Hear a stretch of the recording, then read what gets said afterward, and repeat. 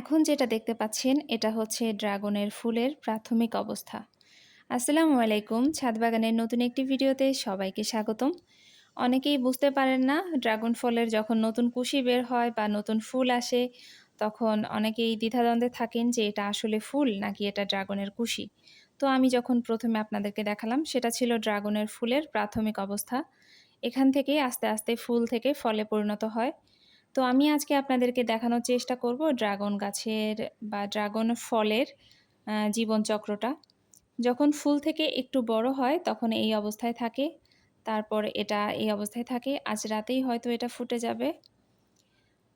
তো এই ফুলটা মাশাআল্লাহ দেখুন কত বড় সাইজের হয় এবং ড্রাগন ফুলের কিন্তু খুব মিষ্টি একটা গন্ধ আছে। ড্রাগন ফলের সবচেয়ে ইন্টারেস্টিং বিষয় হলো আপনার গাছ ড্রাগন গাছ যদি থাকে, সেখানে একসাথে আপনি ফুলও পাচ্ছেন, অপরিপক্ক ফলও পাচ্ছেন এবং পাকা ফলও পাচ্ছেন। মানে গাছে ৩ টা অবস্থাতেই থাকবে। তো কিছুক্ষণ আগে আপনাদেরকে যেই ফুলটা দেখালাম, আনফরচুনেটলি সেটা হয়তো কেউ ছিঁড়ে আমার গাছের নিচে ফেলে রেখেছিল।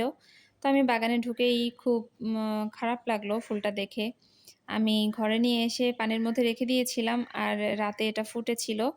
আর ড্রাগনের ফুলটা ফোটার পর ঠিক এমনই লাগে দেখতে। আর ঘরে খুব সুন্দর একটি মিষ্টি গন্ধ ছিল।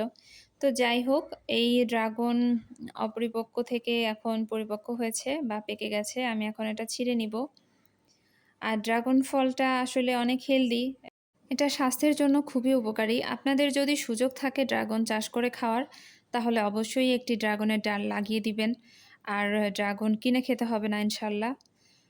আর যদি সুযোগ না থাকে তো সেক্ষেত্রে তো আমরা ভেজালের দিকে অবশ্যই ধাবিত হব, বাধ্য হয়েই হব।